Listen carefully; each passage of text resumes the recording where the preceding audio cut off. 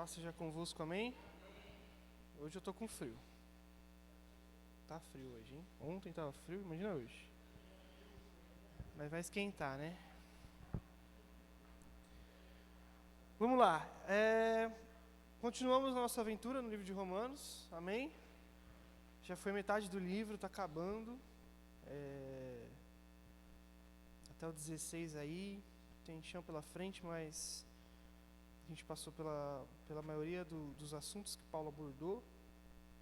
E está sendo uma bênção, amém? Amém. Então tá, vamos lá. A gente sabe que a gente está nessa parte do de Romanos.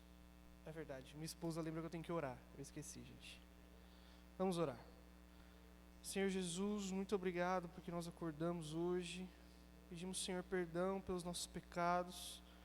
Pedimos, Senhor, que o Senhor nos ajude a entender, Senhor, as palavras do Seu livro.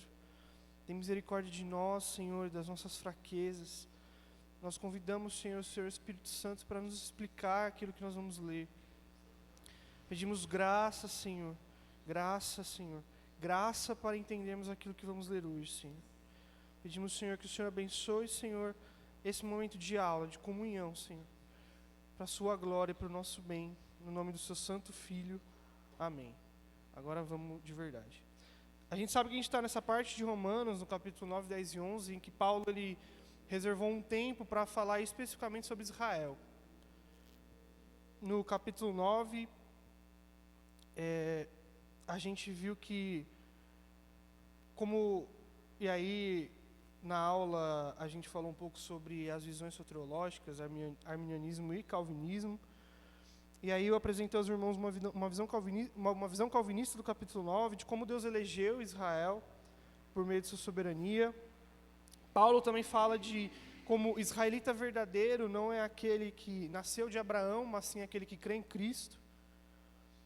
Como Deus separou para si um remanescente de pessoas que Ele preparou para a sua misericórdia por meio da graça. Na semana passada a gente viu no capítulo 10, com Lucas, como Paulo, por meio das citações dos profetas do Velho Testamento, mostra que Israel ele tem zelo por Deus, mas esse zelo ele vem sem conhecimento. Como a justificação pela fé estava perto deles, de fácil entendimento, mas eles submeteram-se à própria justiça deles, à justiça das obras. E assim eles colocaram uma forma de justificação que não é aceita por Deus. Também vimos que como todo aquele que invocar o nome do Senhor será salvo, a gente viu isso no capítulo 10, e como nós devemos pregar esse evangelho da graça, e como o Senhor chamou para si um povo que não era dele, um povo entre os gentios, um povo que não conhecia nem entendia sua lei. Então a gente chega agora no capítulo 11, no alto dessa argumentação de Paulo, de como Israel participou, participa e vai participar desse plano de salvação. E é muito importante a gente ter em mente, quando a gente vai agora ler o capítulo 11, alguns conceitos muito claros na nossa mente. E antes de a gente ir para o capítulo 11, eu queria perguntar para os irmãos se há alguma dúvida sobre os conceitos que a gente já viu antes, do 9 e do 10. Conceitos esses não complicados, obviamente, mas como nós vimos que Paulo ele fala muito de eleição aqui, Paulo fala muito do remanescente, Paulo fala da Israel verdadeira e do povo gentil. E agora, antes de a gente entrar no capítulo 11, é hora de tirar dúvidas sobre esses assuntos.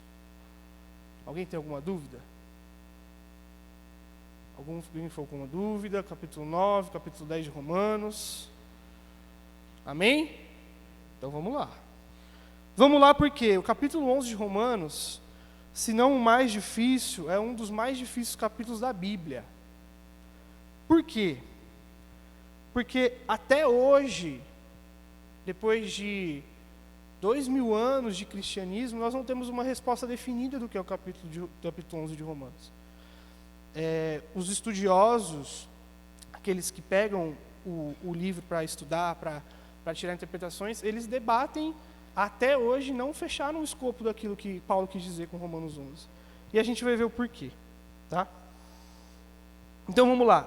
Versículo 1 do capítulo 11 de Romanos. A gente vai ler até o 5. Então, capítulo 11, versículo 1. Pergunto, pois, acaso Deus rejeitou o seu povo? De maneira nenhuma. Eu mesmo sou israelita, descendente de Abraão, da tribo de Benjamim. Deus não rejeitou o seu povo, o qual de antemão conheceu. Ou vocês não sabem como Elias clamou a Deus contra Israel, conforme diz a Escritura?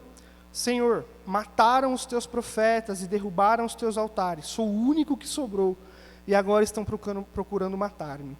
E qual foi a resposta divina? Reservei para mim 7.000 homens, que não dobraram o joelho diante de Baal. Assim hoje também há um remanescente escolhido pela graça. E se é pela graça, já não é mais pelas obras. Se fosse, a graça já não seria graça. A gente viu que no começo do capítulo 9, Paulo estava muito angustiado por causa de um fenômeno que a gente vê até hoje que acontece. Os judeus, eles rejeitaram no passado e continuam rejeitando em massa o evangelho da graça de Deus. Lá no começo do capítulo, João escreve que Jesus ele foi entregue para os seus, só que os seus não o receberam. Então, Paulo, também no capítulo 10, ele mostra essa certa angústia que ele tem no coração, dessa rejeição que os judeus, Israel, apresentava diante do evangelho de Jesus Cristo. E aí, diante de tudo isso que a gente leu no capítulo 9 e no 10, que a gente viu de como os judeus, e também no capítulo 2 de Romanos, de como os judeus, eles tinham tantos privilégios e escolheram se submeter a uma justificação deles, não de Deus. A pergunta de Paulo aqui no começo do capítulo 11, que ele responde, é: Deus rejeitou o seu povo, então?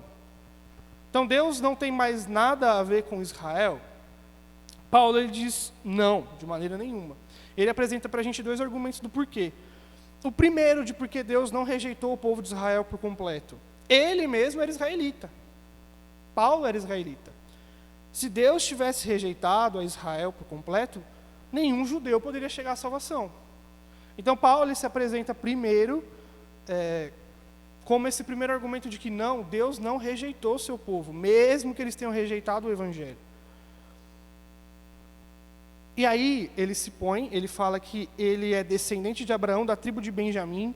Lá em Filipenses ou Gálatas, eu esqueci.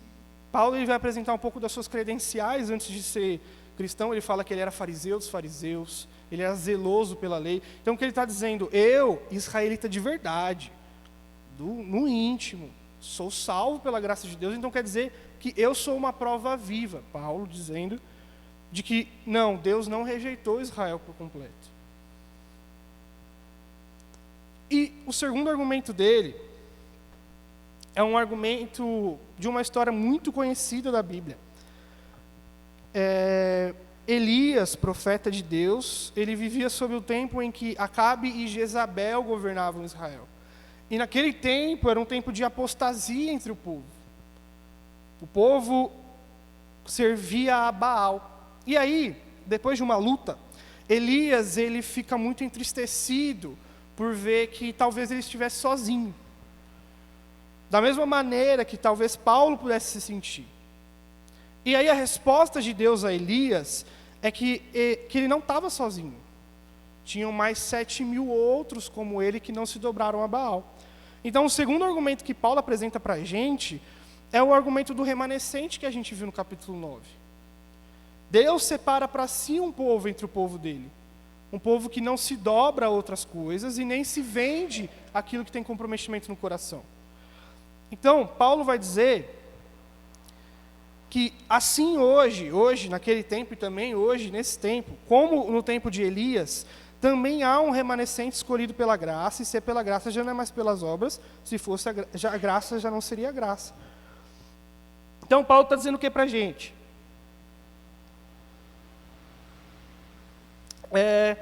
Que daquele momento e hoje, Deus ele separa um povo dentro do povo dele.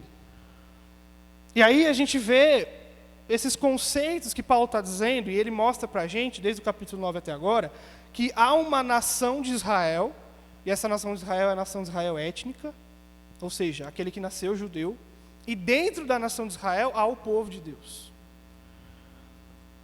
Aquele que crê verdadeiramente em seu Filho Jesus Cristo. Então, Paulo está mostrando para a gente que existe um povo dentro do povo.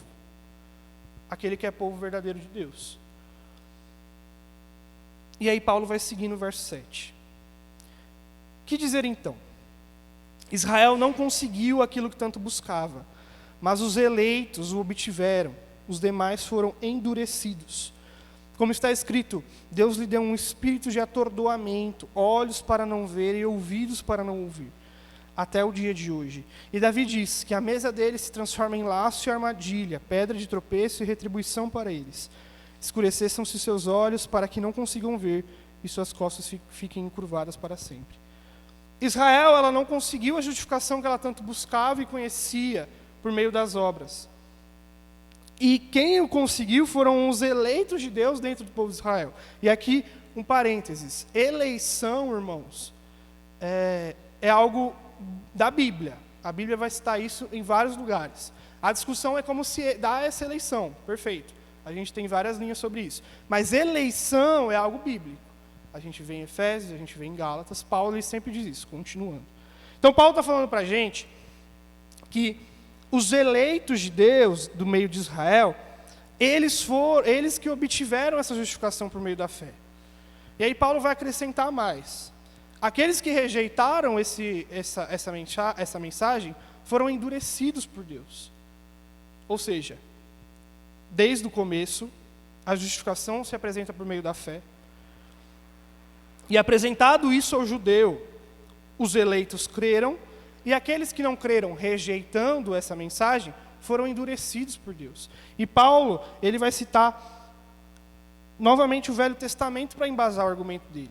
Ele vai falar o seguinte, com base em Deuteronômio 29:4 e Isaías 29:10. Ele cita, Deus lhe deu um espírito de atordoamento, olhos para não ver e ouvidos para não ouvir até o dia de hoje. Então a nação de Israel, Israel como nação, aqui a gente vê no versículo 7, a distinção clara disso que a gente falou, do povo entre o povo. O povo de Deus é Israel, e Deus tinha um povo dentro dele, que são aqueles que creram na mensagem. E tinha a nação de Israel que foram endurecidos por Deus.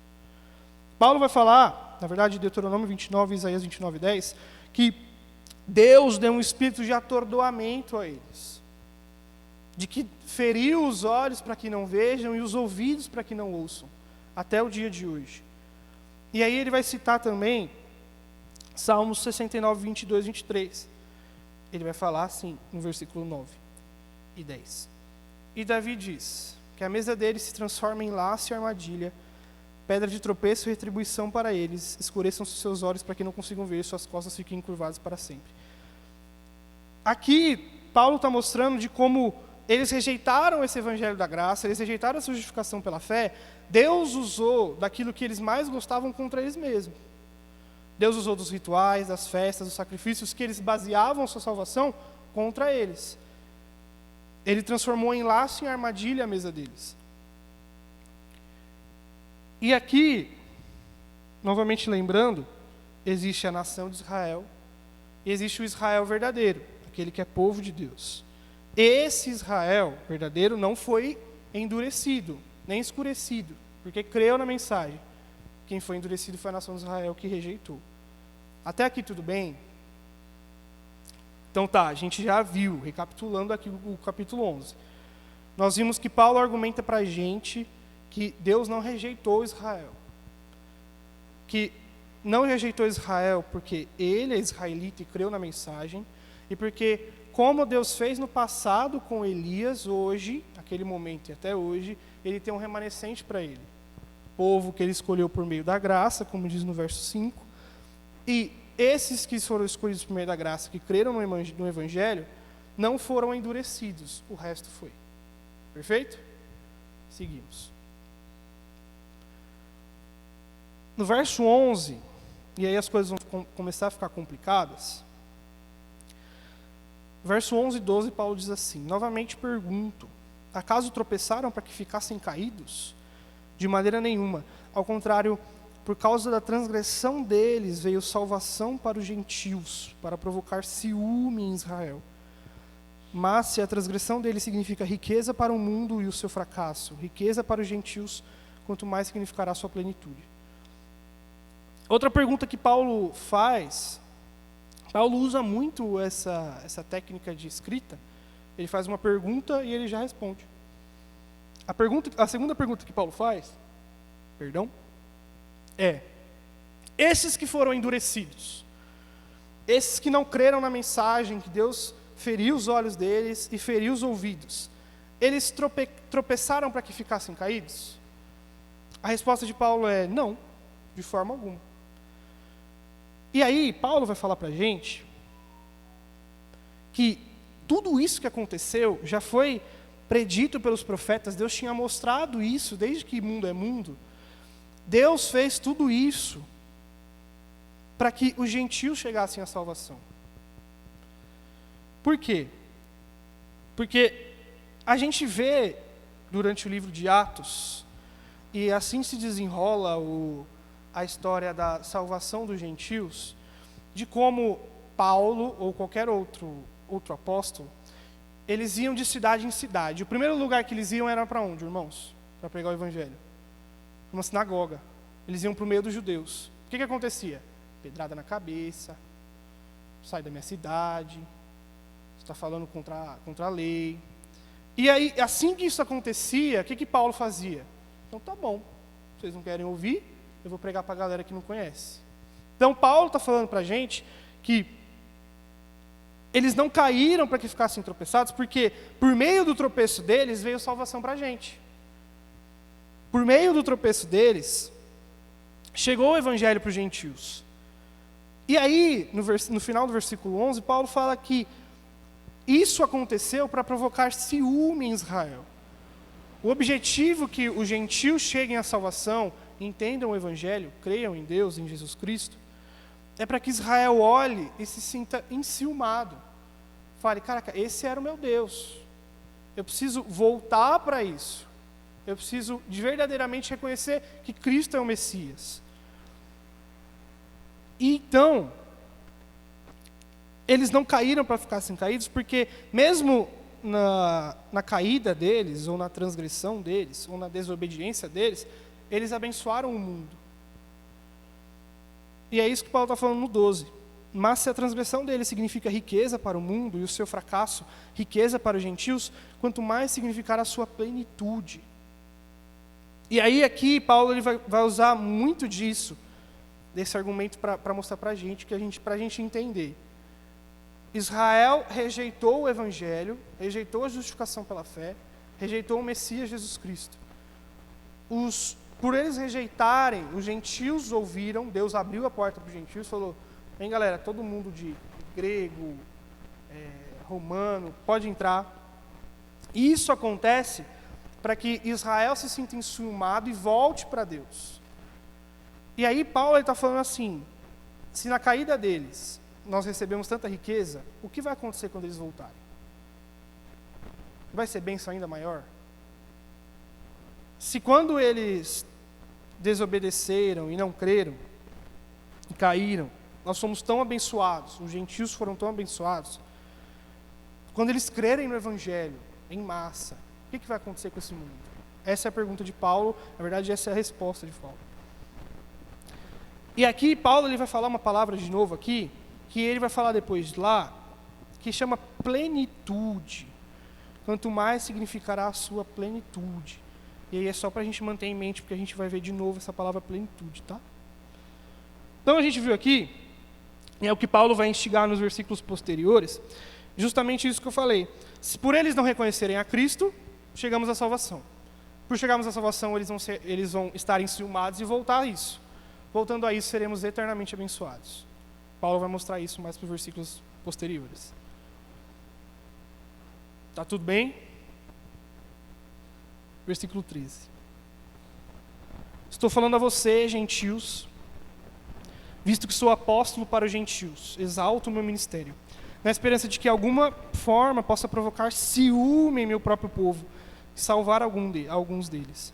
Pois se a rejeição deles é a reconciliação do mundo, o que será a sua aceitação, se não vida dentre os mortos?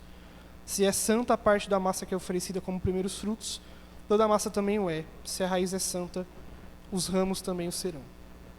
Paulo está explicando justamente isso que ele falou no versículo anterior, daquilo que a gente leu. E aí Paulo vai usar uma frase muito mais poderosa do que plenitude. Ele vai falar: Quando eles rejeitaram para que nós crescêssemos, os gentios. Quando eles voltarem, será que não seria vida dentre os mortos?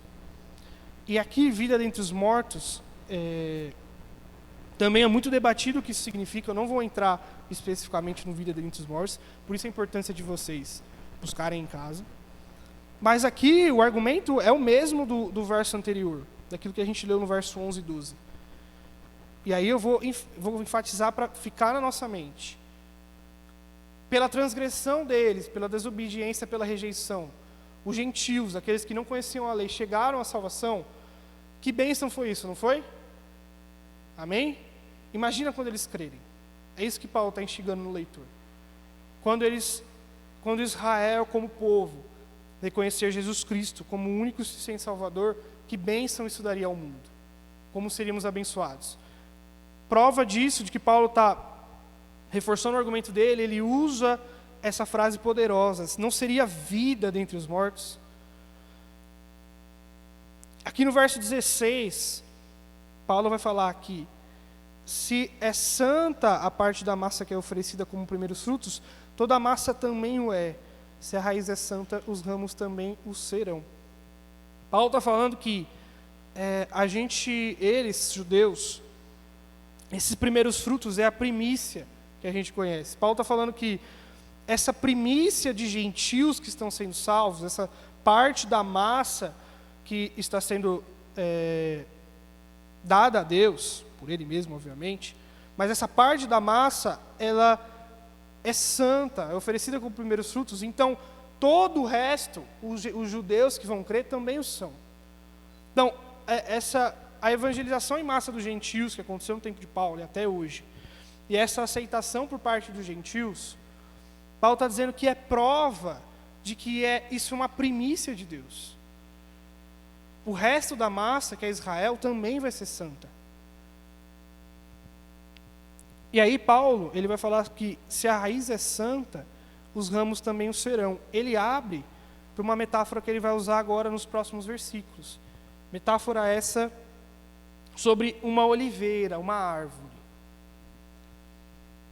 E aí agora Paulo, ele vai se preocupar com algo muito importante, irmãos. E aí a gente tem que ver qual é a grandeza da palavra de Deus.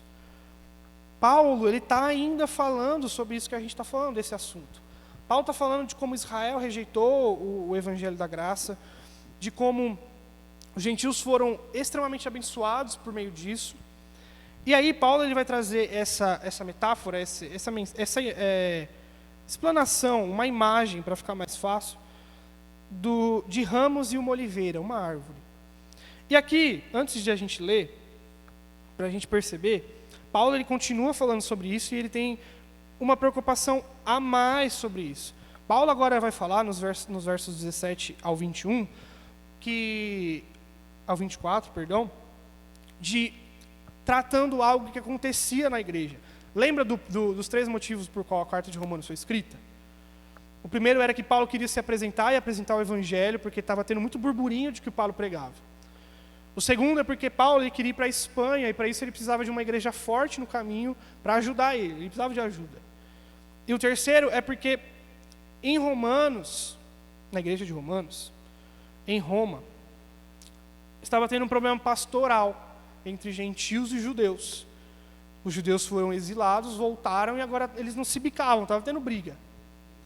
E aqui, a gente leu até agora, e aí se você perceber, até agora, Paulo só bateu em Israel. No capítulo 2, ele acusa eles de usarem a lei e a circuncisão como base da sua salvação. E durante todo o capítulo, no 9, no 10, Paulo está assim, Israel. Eles não creram, eles rejeitaram. E aí, o que havia no coração daqueles gentios, de certa raiva e soberba diante do povo judeu, pode acontecer no leitor. Então, Paulo continua falando do que ele estava falando, da teologia que ele estava explicando, e Paulo, ele também vai usar isso para colocar os gentios no seu devido lugar. De que forma? Vamos ler. Verso 17. Se alguns ramos foram cortados e você, sendo oliveira brava, esse você é os gentios, foi enxertado entre os outros e agora participa da seiva que vem da raiz da oliveira cultivada, não se glorie contra esses ramos. Se o fizer, saiba que não é você quem sustenta a raiz, mas a raiz a você. Então você dirá, os ramos foram cortados para que eu fosse enxertado. Está certo. Eles, porém, foram cortados devido à incredulidade, e você permanece pela fé. Não se orgulhe, mas tema. Pois se Deus não poupou os ramos naturais, também não poupará você. Portanto, considere a bondade e a severidade de Deus. Severidade para com aqueles que caíram, mas bondade para com você, desde que permaneça na bondade dele. De outra forma, você também será cortado. Então, Paulo, ele quebra essa soberba do gentio que pode olhar para o povo judeu e falar, esses aí rejeitaram a Deus. Esses aí foram cortados da árvore. Cortados para que eu fosse enxertado. Paulo está falando assim, cuidado, isso não é um motivo de orgulho, isso é motivo de temor. Porque se Deus cortou o próprio povo por incredulidade, se apresentarmos incredulidade, você acha que Deus vai poupar a gente? Esse foi o argumento de Paulo. Se Israel, que era Israel, foi incrédula diante de Deus e foi cortada disso, endurecida, como a gente viu nos versos anteriores do capítulo 11, Paulo está falando, vocês gentios, que estão se achando melhor que os judeus, podem se achar melhor? Cuidado, é motivo de temor, não de orgulho. De temor porque se cairmos na incredulidade, se rejeitarmos continuamente a palavra de Deus, o que Deus faz? Corta. E aí a gente lembra de uma parábola muito conhecida de Jesus Cristo. Quando Jesus diz de uma árvore no meio de um vinhedo, se eu não me engano, e aquela árvore ela não estava dando fruto. E aí chega o dono da vinicultura e diz, a gente precisa cortar essa árvore. Porque ela está comendo do bom e do melhor aqui. Ela está na melhor terra. Ela está recebendo tudo que ela precisa para dar fruto e não dá fruto. A gente precisa cortar. Aquele que cuidava na parábola, ele pede mais 1 ano para o dono da vinicultura para cuidar daquela árvore, para que aquela árvore dê fruto. E aí a gente vê também em João 17, em João 14, perdão, quando Jesus ele vai falar que ele é a videira verdadeira, ele diz que aquele que não dá fruto, o que o pai faz? Corta. Corta e lança no fogo. Então Paulo está dizendo para a gente aqui, gentios, para a gente, nós somos esses gentios.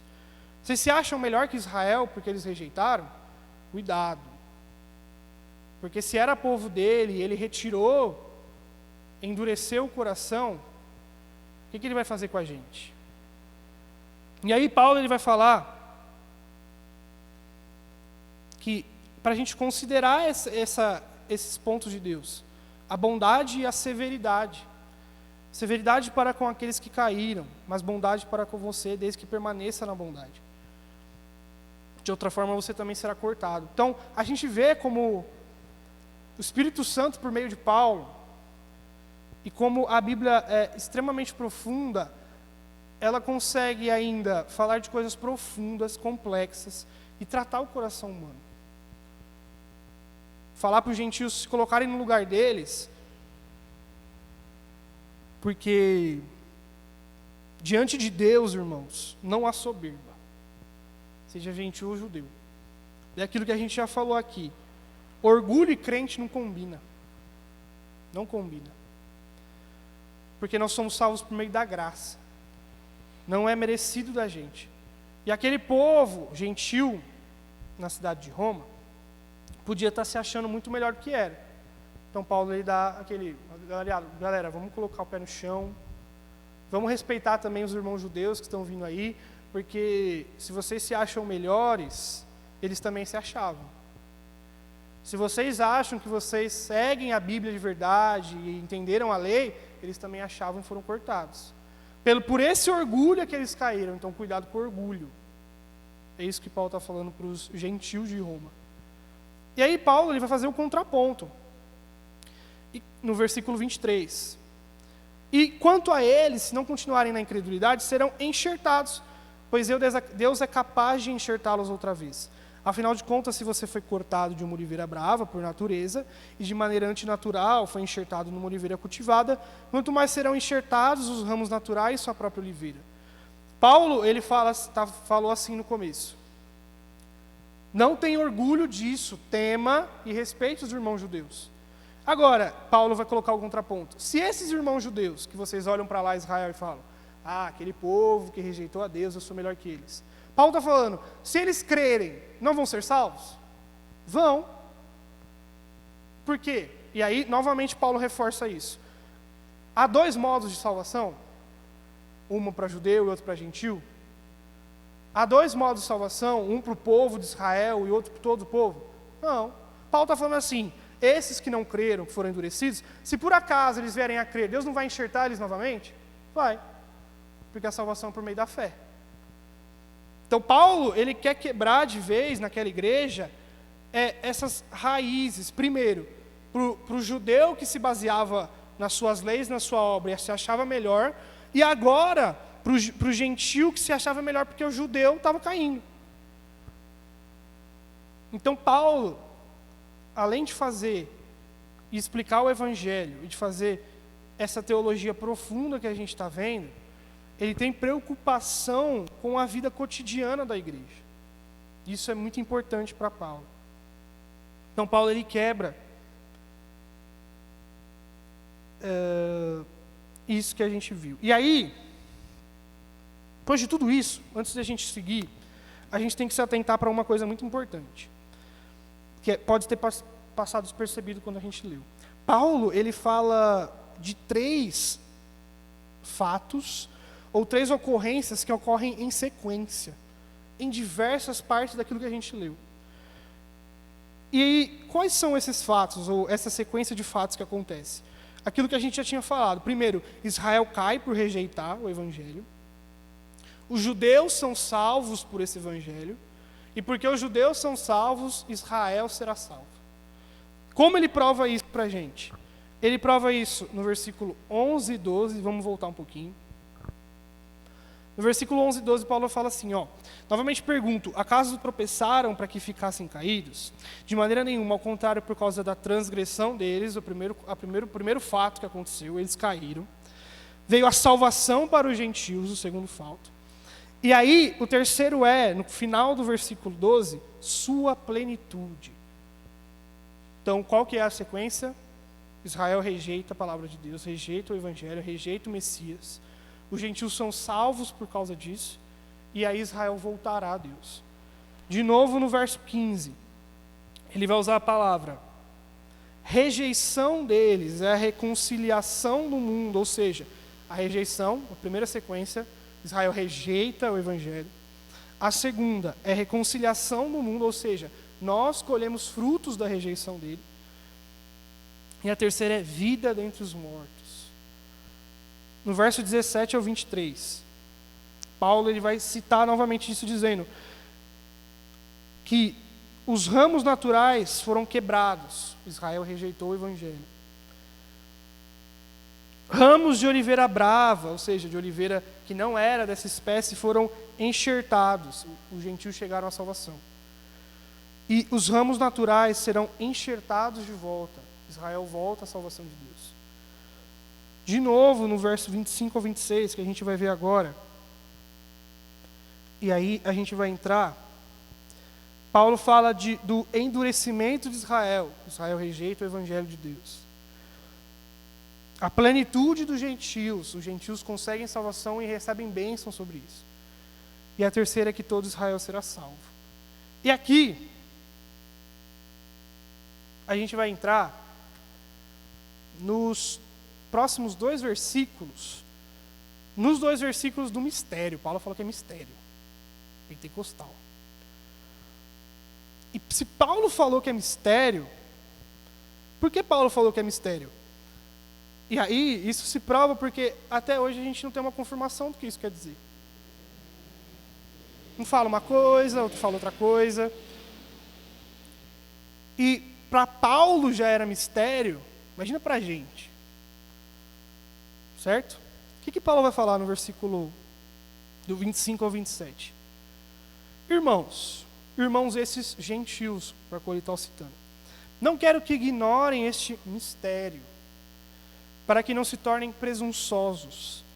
Israel experimentou um endurecimento em parte, até que chegue à plenitude dos gentios, e assim todo o Israel será salvo. Como está escrito, virá de Sião um Redentor que desviará de Jacó a impiedade, e esta é a minha aliança com eles quando eu remover os seus pecados. Sim, Israel está experimentando o endurecimento que vem de Deus em sua grande parte. Mas, e aí novamente, esse é o mistério do capítulo 11. O que Paulo quis dizer aqui quando ele fala de plenitude dos gentios? Novamente, vamos ler. Irmãos, não quero que ignorem este mistério, para que não se tornem presunçosos, ou seja, para que vocês não se achem melhor do que vocês são. Não ignorem isso. Israel experimentou um endurecimento em parte, até que chegue à plenitude dos gentios. E assim todo Israel será salvo. Aqui o mistério ele se envolve em dois aqui. Talvez em três. A primeira é, o que é a plenitude dos gentios? E a segunda é, o que Paulo quis dizer com todo Israel será salvo? Plenitude dos gentios. Aqui a gente tem duas possibilidades. A primeira possibilidade de plenitude dos gentios é, Paulo está querendo dizer que essa plenitude dos gentios, ou seja, essa completude do que vai acontecer com os gentios, são todos os gentios que são eleitos, e novamente, eleição é um termo bíblico, não somente de discussão soterológica. Todos os gentios que são eleitos são salvos, a plenitude chega e o último gentio eleito é salvo. Ou seja, Deus tem uma gama de gentios para salvar, e a plenitude dos gentios é quando Deus salva o último deles. Essa é a primeira possibilidade. A segunda possibilidade, Paulo provavelmente pode estar falando, que a plenitude dos gentios, ele dá para se entender como o mundo que vivemos hoje, ocidental, dos gentios, como esse evangelho, ele foi aceito e está de grande e livre acesso para a gente. Então, a segunda possibilidade é de como os gentios estão experimentando a plenitude do evangelho, de forma que ele é livre acesso. Obviamente, nós temos países, estamos tanto no Oriente quanto no Ocidente, que perseguem cristãos, mas ainda, pela graça de Deus, são minoria. E aí eu te pergunto, se você hoje chegar no YouTube ou no Google e escrever evangelho, não vai aparecer muita coisa para você? Vários vídeos de gente explicando Bíblia, de gente explicando passagem, de gente cantando hino. Isso pode ser a plenitude dos gentios. Esse ápice de chegar, obviamente, nem todos serão salvos, mas a plenitude dos gentios é desse evangelho aceito no mundo ocidental. De como o evangelho também se tornou parte da cultura de muitos povos. No Brasil, hoje, nós temos uma cultura cristã em sua maioria. Apesar de que isso está mudando ao longo do tempo, nós no Brasil temos uma cultura cristã. E em muitos países também, Estados Unidos e por aí vai. Então, Paulo pode estar falando dessa plenitude dos gentios como essa completude do mundo aceitando o evangelho. De como isso se tornou de livre acesso. Esse chamado geral de Deus, o evangelho da graça, se tornou de livre acesso aos gentios. A gente. A gente pode se reunir até um tempo. Entendeu? Se tornou tão acessível esse evangelho que a ressurreição de Jesus é um feriado. Entendeu? Então Paulo pode estar falando disso, dessa plenitude. Então, novamente, são duas possibilidades. E aí, a gente falando de plenitude para gentios, a gente vai para todo o Israel será salvo. E aqui a gente tem 4 possibilidades. Paulo está falando dos eleitos judeus, os quais chegaram e vão chegar à salvação, ou seja, do mesmo modo da primeira possibilidade da plenitude dos gentios, Paulo provavelmente pode estar falando que Israel, quando ele diz todo Israel será salvo, são aqueles que foram eleitos, obviamente, condicionalmente ou incondicionalmente, dependendo daquilo que você crê. Crê não, acha. Mas são esses que vão chegar à salvação. São esses judeus. Então a primeira possibilidade é que Paulo pode estar falando de Israel, o Israel que foi eleito por Deus. Esse todo Israel será salvo. A segunda possibilidade é que Paulo pode estar falando desses eleitos, tanto judeus quanto gentios. Paulo está falando da igreja. A igreja é a nova Israel, Paulo está falando da igreja. Essa é a segunda possibilidade. Então, quando Paulo diz que todo Israel será salvo, ele está falando que o povo de Deus, durante os séculos, seja ele judeu ou gentil, será salvo, então todo Israel será salvo. Segunda possibilidade.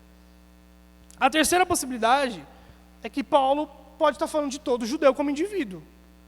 Quando ele fala todo Israel será salvo, ele está falando que todo aquele que nasce judeu é salvo. É a terceira possibilidade.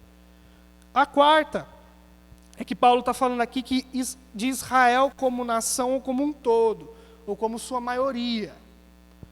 Paulo está falando que todo Israel será salvo, é que Israel como um todo vai chegar à salvação. Perfeito nas quatro hipóteses? E aí a gente vai descartar algumas já de primeira. A primeira que a gente descarta é a terceira.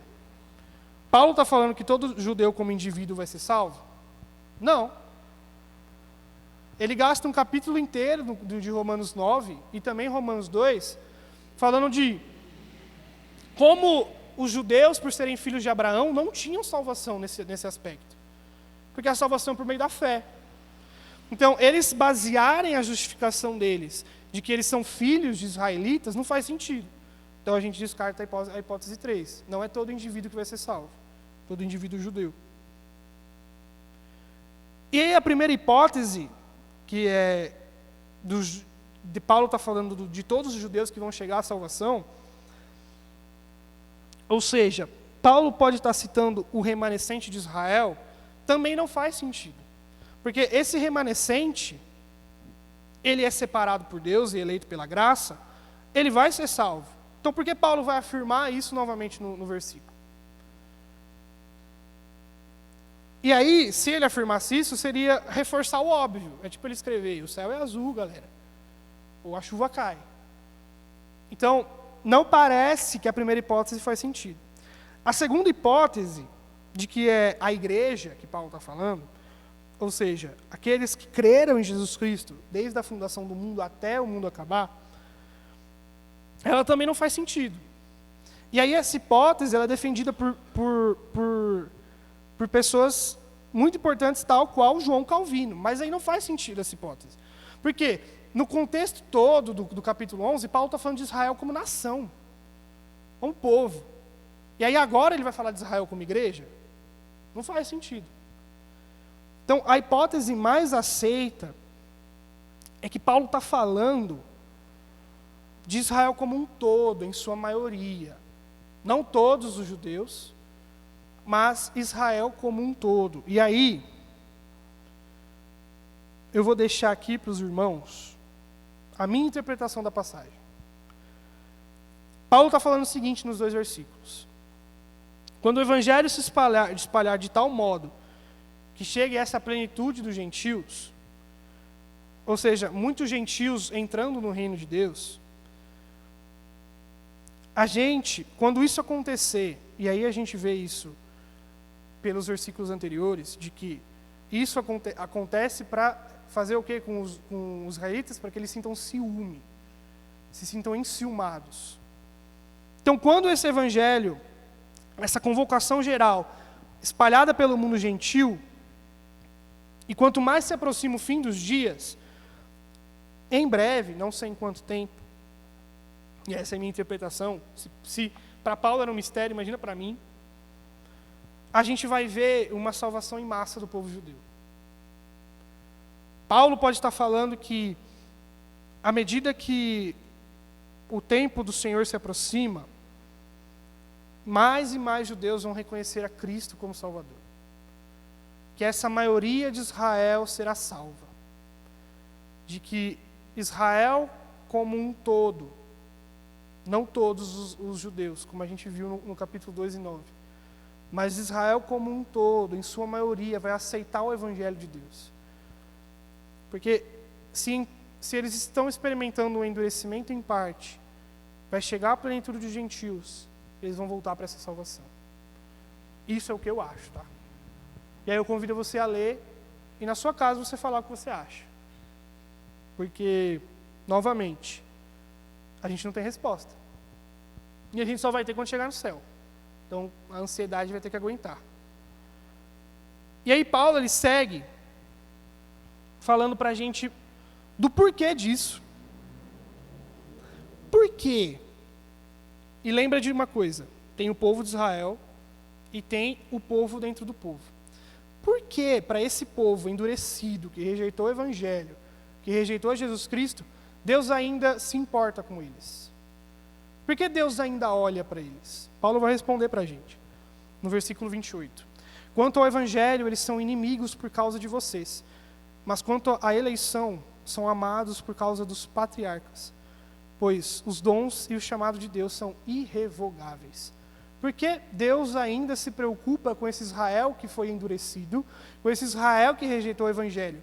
Por causa dos patriarcas, Abraão, Isaque e Jacó. Porque Deus é tão fiel na palavra dele, porque Deus amou tanto Abraão, Isaque e Jacó, que a descendência genética, Deus ainda olha para eles. Quer uma prova disso? Durante toda a história da humanidade, nós, gentios, tentamos destruir o povo judeu. No ano 70, lá depois de Cristo, bem lá atrás, cercaram Jerusalém e queimaram ela. Foram dispersados o povo judeu durante toda a terra. Dispersado o povo judeu, eles não tinham nação, eles estavam um pouquinho ali, um pouquinho acolá. Na época da peste negra, a doença que assolou a Europa, essa doença era associada a quem? A judeus. Você viu um judeu, você saia correndo, você achava que ia pegar a doença. Nós vimos, na Segunda Guerra Mundial, uma nação inteira destruir judeus. E aí o que aconteceu com esse povo? Eles sumiram? Não. Se fosse qualquer outro povo, tinha sumido? Tinha. Deus mostra esse amor aos patriarcas dele, aqueles que ele deu a promessa, a essa nação, esse Israel étnico. Ainda graça, porque Paulo diz que o chamado e os dons de Deus são irrevogáveis. Deus é fiel e tão fiel em sua palavra, que mesmo aos endurecidos ele demonstra graça. E o chamado de Deus é irrevogável, ou seja, aquilo que ele disse, aquilo que ele chamou Abraão, Isaque e Jacó, não pode ser tirado. É por isso que Deus ainda demonstra graça, e é por isso que Deus ainda tem um plano de salvação para Israel. E, novamente, esse plano de salvação envolve outra salvação? Envolve outro modo de se salvar? Envolve outra pessoa se achegar a Deus? Não, Jesus Cristo. Por meio dele que somos salvos e os judeus também o serão. E é por isso que Deus ainda se preocupa com essa Israel que é endurecida por causa da extensão genética dos patriarcas. Porque Deus amou, Paulo vai falar aqui, quanto à eleição, são amados por causa dos patriarcas. E aí, no verso 30 ao 32, Paulo vai terminar fazendo essa jogada de bênçãos que gentios e judeus compartilham. Paulo vai falar o seguinte, no verso 30. Assim como vocês que eram desobedientes a Deus, mas agora receberam misericórdia, graças à desobediência deles, assim também agora eles se tornaram desobedientes, a fim de que também recebam agora a misericórdia, graças à misericórdia de Deus para com vocês. Pois Deus colocou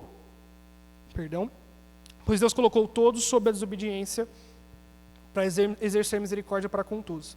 Paulo está falando aquilo que a gente falou. Israel, por causa disso, nós fomos abençoados por causa da desobediência de Israel. Porque Israel rejeitou o evangelho. E porque nós somos abençoados, e Deus exerceu misericórdia para conosco, ele vai exercer misericórdia para com Israel. Então essa troca de bênçãos entre o povo gentil e Israel é um modo que Deus achou por sua vontade, de fazer e exercer salvação na terra. Novamente, Israel rejeita, nós somos abençoados, eles vão ser abençoados porque nós somos abençoados. E aí a gente vê que esse plano de salvação, ele envolve os dois povos, tanto os gentios como os judeus, e de como o Senhor, soberanamente, ele faz de cada aspecto a fim do que ele deseja fazer. Ele faz a salvação por meio da terra nessa forma porque ele quer. E aí, no verso 32, Paulo ele vai falar que Deus colocou todos sob a desobediência para exercer misericórdia com todos. E aí a gente já falou de uma heresia aqui, eu não lembro que capítulo foi, acho que foi no capítulo 5, que chama universalismo. Não sei se os irmãos lembram. O universalismo é uma heresia, algo que é combatido pela igreja e pela doutrina certa, que é a doutrina da Escritura, diz que todos os homens serão salvos, indistintamente. Nasceu, morreu, será salvo. E aí, você lendo aqui, você pode falar, beleza, Deus exerceu misericórdia para com todos. Mas o contexto na Bíblia é tudo. Paulo está falando desse todos os dois povos. Então o que Paulo está falando para a gente no verso 32?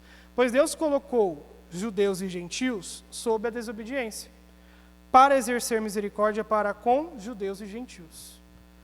Então esse todos são os judeus e os gentios. Esses dois povos a qual Deus, da sua maneira, escolhe exercer misericórdia um para com o outro, fazendo com que um e o outro se abençoem, mesmo em sua desobediência. E aí? E aí, Paulo vai seguir, e eu estava vendo um pastor muito famoso e muito bom, o Hernandes Dias Lopes, e ele termina essa parte dizendo, vocês entenderam? Nem eu. Se nem eu, ele vai falar que nem Paulo entendeu. E aí Paulo ele vai seguir, e eu quero que a gente preste atenção nisso, para algo muito importante que ensina muito para a gente. Paulo ele termina essa teologia robusta que ele constrói. Desde o capítulo 9, ele está afinco escrevendo sobre coisas preciosas do reino de Deus que foram reveladas a ele, coisas que são profundas e de difícil entendimento muitas vezes. Paulo ele escreve tudo isso e ele termina da seguinte forma, verso 33. Ó profundidade da riqueza, da sabedoria e do conhecimento de Deus! Quão insondáveis são os seus juízos e inescrutáveis os seus caminhos! Quem conheceu a mente do Senhor, ou quem foi seu conselheiro? Quem primeiro lhe deu para que ele o recompense? Pois dele, por ele e para ele são todas as coisas, a ele seja a glória para sempre. Amém. O que Paulo está ensinando para a gente? Primeiro, você não entendeu? Louve a Deus.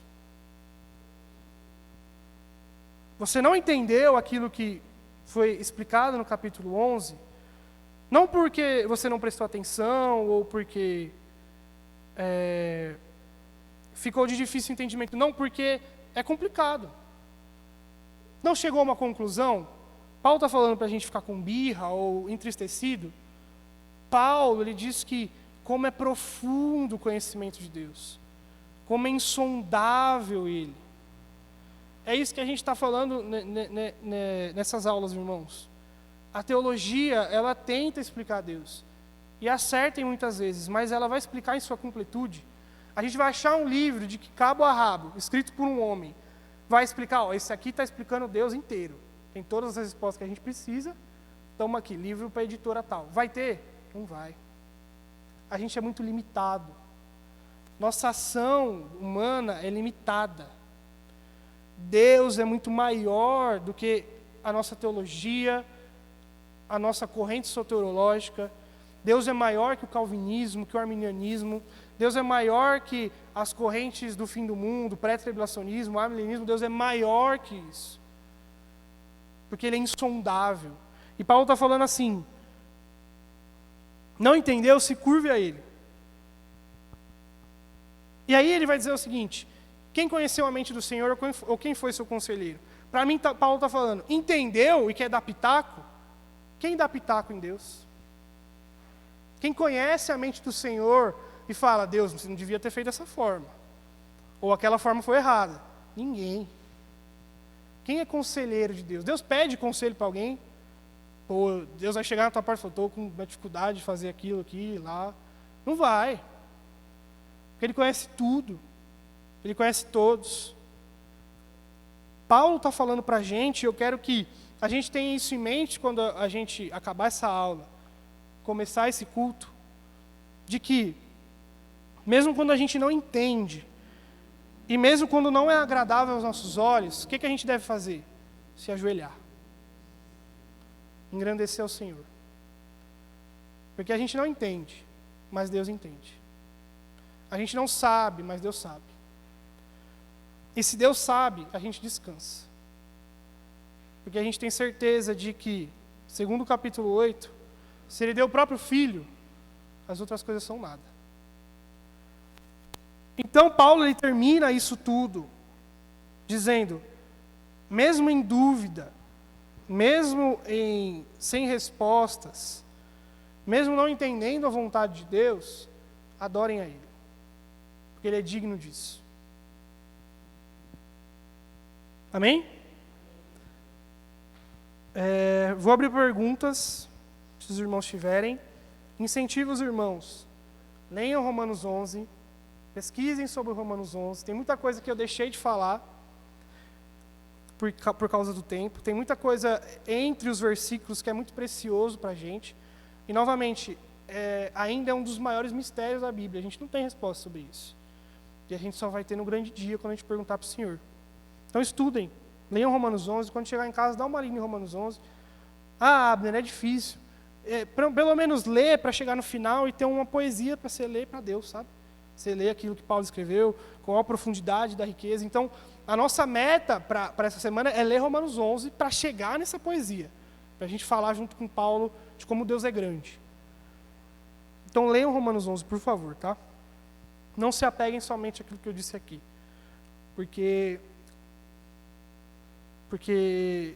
a palavra de Deus e Deus é muito maior que uma interpretação. Ele não cabe só nesse quadrado, sabe? Por mais que a gente possa ver que existem interpretações hoje, aí pelo mundo, que ferem a palavra de Deus, mesmo as interpretações corretas, elas não explicam a Deus um todo. Porque Deus é muito maior que isso. Amém? Se vocês tiverem perguntas, eu vou beber uma água. Só colocar um ponto aqui. Quando a gente vê no próprio capítulo, onde apresenta algo que parece como se tivesse inacabado ainda com Israel, né? E houve aí uma janela ali que entra o gentio ali, e que Deus ainda vai finalizar esse assunto. Para ajudar a uma compreensão, né? O Abner falou certo, que a compreensão total a gente só vai ter no final, mas o capítulo 9 de Daniel, ele nos ajuda, onde falando que Deus ele começou a tratar com Israel desde a época da reconstrução dos muros, e isso tem um período que é dito ali como de 70 semanas. E começa a se tratar que Israel, por causa da desobediência, acabou em cativeiro. Deus foi tratando até o ponto que eles conseguiu ser retirada a idolatria do meio do povo, por causa do sofrimento. E ali fala que o objetivo desse tratar de Deus, que é reconstituir coisas que haviam sido perdidas. Só que desse meio tempo, o Daniel fala que o ungido seria tirado e a cidade seria destruída, ali apontando para Jesus, o que aconteceu com Jerusalém, e diz que ainda tem algo para se cumprir, né? E aí menciona, né, o pacto do anticristo, e ali fala que tem coisas que ainda estão para acontecer, para terminar o que ele começou a tratar com Israel. E aí eu entendo aqui que onde fala da plenitude dos gentios, que precisa chegar nesse tempo para Deus terminar aquilo que Ele precisa fazer, que culmina com a volta de Cristo e o livramento, né, de Israel, e a instauração do reino de Deus aqui na terra, né? Aí dá uma ajuda também, porque eu entendo que Daniel 9, ele ajuda a gente a dar um ponto aqui de compreensão nesse capítulo. Perfeito. E sim, é uma das possibilidades, né? Que a gente chama de dispensacionalismo, né? Onde Deus ele começa tratando Israel, tem um parênteses que é os gentios, e Deus vai terminar esse tratamento com Israel quando ele instaurar o seu reino. Então, sim, é uma das possibilidades. Como o pastor disse, sabe qual é a resposta? Chega em Deus e pergunta lá em cima, que só lá em cima a gente vai saber. Bom dia, Abner. Bom dia. Só um ponto aí que eu achei interessante para comentar, e também uma dúvida, a respeito do endurecimento. Nós sabemos que a Bíblia responde à própria Bíblia.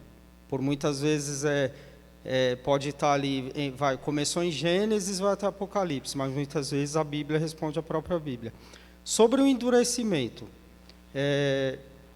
a gente sabe que há todo um plano de Deus desde o início em Apocalipse. Então, assim, ali no Êxodo, quando houve o endurecimento, lendo todo o Êxodo, por muitas vezes eu vi capítulos, versículos dizendo assim: então Deus endureceu o coração de Faraó.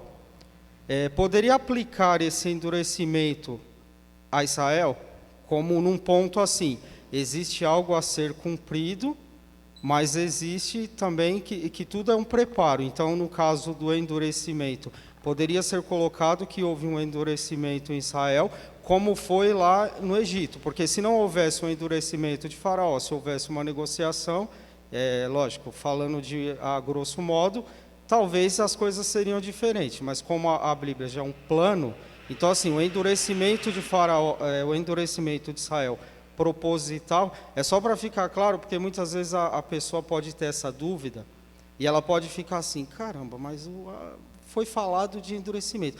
Mas Deus foi proposital em endurecer o coração de Faraó, como foi proposital em endurecer. Então, por que de tudo isso? É o mesmo endurecimento isso, né? Como plano de Deus. É o mesmo endurecimento. E aí a gente atenta para duas coisas na história de Faraó e também na história de Israel. Lá na história de Faraó, quando a gente vai ver as duas coisas. Moisés, que escreveu o Êxodo, vai dizer que Faraó se endureceu e que Deus endureceu o coração de Faraó. Então, o que aconteceu nessa trama? Moisés chega e fala: tem que libertar o povo.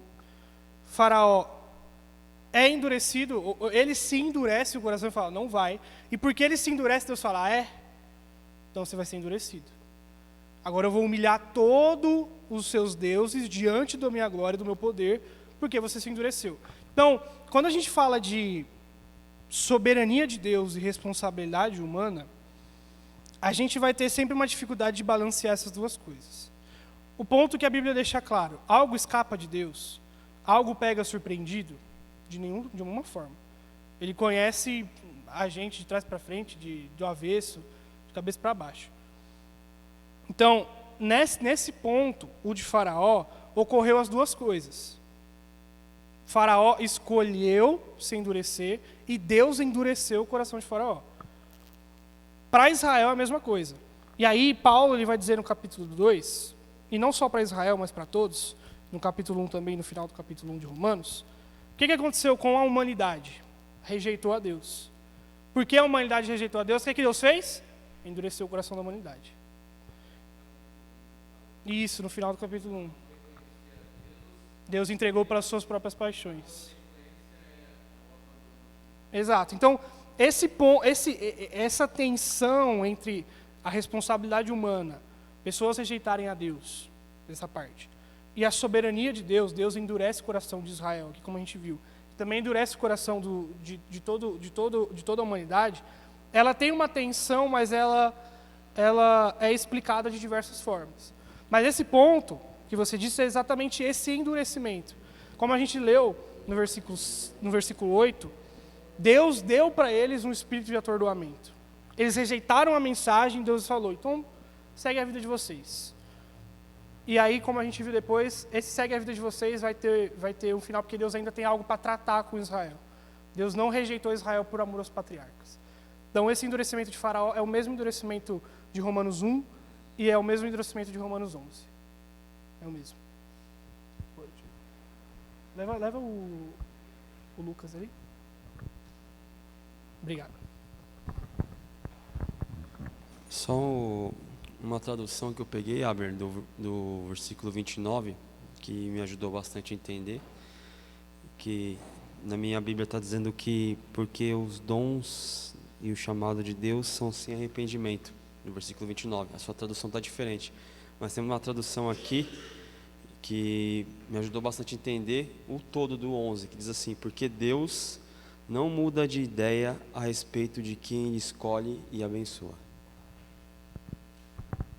Isso. E a gente vê isso durante toda a Bíblia, de como Deus é fiel mesmo que nós não somos. Porque Deus não deve nada para ninguém, essa é a verdade. Mas Ele é fiel em sua palavra. Extremamente fiel em sua palavra. Extremamente fiel àquilo que Ele disse e determinou. Então, se Ele disse para Abraão que o povo dele seria abençoado, Ele vai abençoar o povo dele. Mesmo o povo dele crucificar o filho dele, mesmo se o povo dele xingar, Ele vai abençoar o povo dele. Se Ele disse para Isaac e Jacó que eles teriam uma terra, eles vão ter uma terra. Mesmo que isso se volte contra, mesmo que eles se voltem contra Deus, porque, como Lucas disse, Deus não se arrepende. Deus não se arrepende. Porque Deus é pleno em conhecimento, em pleno em sabedoria. De novo, alguém dá pitaco em Deus? Deus pergunta o que vai fazer de janta para alguém? Estou com uma dúvida. Será que eu faço carne, frango, arroz? Não. Deus é eterno em sabedoria. Deus sabe de tudo e vai saber de tudo para sempre. Amém? Mais alguma coisa? Estamos certos? Novamente, leiam Romanos 11. Semana que vem a gente volta aos capítulos de boa, tranquilos. Graças a Deus. Graças às nossas noites de sono. E graças aos nossos estudos. Graças a Deus vai voltar essa tranquilidade. E aí a gente está acabando Romanos, tá? E, de novo, vou incentivar vocês. Leiam Romanos. Leiam Romanos. Leiam Romanos daquilo que a gente já disse. Leiam Romanos daquilo que a gente vai falar. É muito importante aquilo que o Lucas falou semana passada. Que vocês tenham dúvidas sobre o que Deus vai fazer com Israel, tudo bem. Que vocês tenham dúvidas de que dia vai acabar o mundo. Mas que vocês não tenham dúvida de quem salvou vocês. E do porquê vocês foram salvos. E de como a gente chega a essa salvação. Então leiam Romanos, tá? Vamos orar para a gente ter um culto abençoado. E para agradecer a Deus. Senhor Deus, nós te agradecemos porque a sua bondade é eterna. Porque o Senhor não olha muitas vezes para as nossas ações, mas nos ama apesar disso. Pedimos, Senhor, que o Senhor nos ajude a cumprir a sua palavra, Senhor. Pedimos, Senhor, que o Senhor abençoe o nosso culto, que o Senhor ouça os nossos louvores, que o Senhor ouça as nossas ações de graça, que o Senhor ouça as nossas súplicas. Pedimos, Senhor, que o Senhor limpe o nosso coração para recebermos a semente do Evangelho que será pregada. Pedimos, Senhor, que o Senhor ajude, Senhor. Pedimos, Senhor, que o Senhor edifique, exorte, console, conforme a necessidade de cada um diante da palavra de Deus. Nós te agradecemos, Senhor, e pedimos que o Senhor nos ajude pelo resto da semana, nos abençoe. No nome do seu santo Filho nós oramos. Amém. Deus abençoe, irmãos. Qualquer dúvida, procura o Lucas, não eu.